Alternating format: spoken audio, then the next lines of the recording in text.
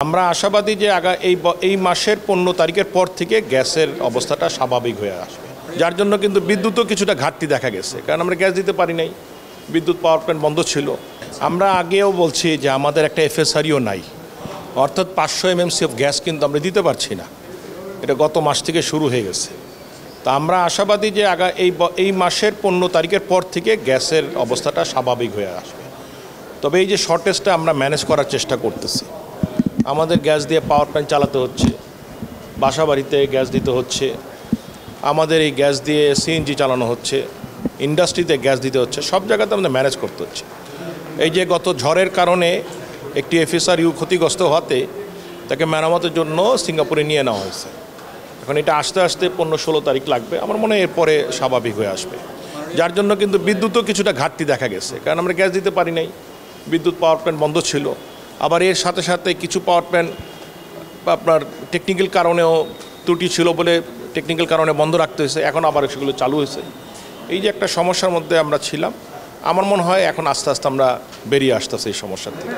এখন এটার সাথে এটা রিয়েলাইজ করতে হবে, এটা একটা দেশ যেটা ন্যাচারাল ক্যালামিটিস হবে, এই ন্যাচারাল ক্যালামিটিসকে মাথায় রেখে এই জিনিসগুলো নিয়ে আমাদেরকে আগে বাড়তে হবে, এছাড়া উপায় নাই। এর জন্য আমরা কিন্তু একটা বড় অংশ হাতে রাখছি। পাওয়ার প্ল্যান্ট হঠাৎ করে বন্ধ হয়ে গেলে ওগুলিকে সার্ভ করব, বাট ওদিকে যদি সার্ভ করতে যাই আবার গ্যাস লাগবে, আবার এফএসআরইও নাই, যার কারণে একটু সমস্যার মধ্যে আমরা ছিলাম। বাট আমার মনে হয় যে আগামী 5-7 দিন 10 দিনের মধ্যে এটা ঠিক হয়ে যাবে। এটা নিয়ে এত নগদের কাছে সব গ্রাহকই প্রিয়, তাই তো সারা দেশে ক্যাশ আউট চার্জ সবচেয়ে কম।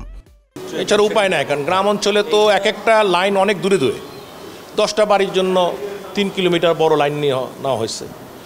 এখন ঝড় বাদলের দিন তার পড়ে যাচ্ছে, গাছ পড়ে যাচ্ছে, ডালা পড়ে যাচ্ছে, 2-4-5 ঘন্টা বন্ধ থাকতেছে। এরকমও জায়গা আছে 1 দিন 2 দিনও বন্ধ থাকে দুর্গম এরিয়াতে। আমরা তো হাওয়ার বাওয়ার কোনো এলাকা বাদ নাই, কিন্তু ওটা চিন্তা করতে হবে বাংলাদেশের কন্টেস্টে। বাংলাদেশের কন্টেস্ট আর অন্য দেশের কন্টেস্ট তো একরকম না।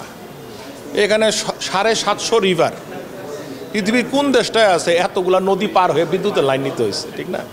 তো এগুলিকে তারপরও কি আমরা তো মেরামত করি, আবার একদিনের মধ্যে আবার চলে আসে। তো একটু প্রশংসা করতে হবে যে বিদ্যুতের লোকরাও কিন্তু এই ঝড় বাদলের মধ্যেও কাজ করে, ঠিক না? প্রচুর গাছপালা পড়ে যায়। এই যে ঝড় হলো, 30,000-এর উপর পোল পড়ে গেছে। এই 30,000 যে পোল পড়ে গেছে, এটা পয়সা দিবে কি? সরকারকেই দিতে হচ্ছে। সাবস্টেশনে যে বন্যার মধ্যে সিলেটে পানি উঠে গেছে, আবার এগুলিকে মেরামত করতে হবে। তো এই যে একটা ন্যাচারাল ক্যালামিটির মধ্যে আমাদের থাকতে হয় প্রতি বছর এই সময়টায়, এইটা আমাদেরকে বিয়ার করে নিতে হবে। কিছুটা সমস্যা দেখা দিবে। আমি মনে করি যে বাঙালি আমরা সবাই রেজিলেন্ট, খুব আমরা আগের থেকে অনেক ভালো হয়েছে, এটা অস্বীকার করলে কিছু না। যে আগে বিদ্যুৎই ছিল না 16-17 ঘন্টা, এখন তো সেখান থেকে আমরা কিছু বিদ্যুৎ পাচ্ছি। ধন্যবাদ।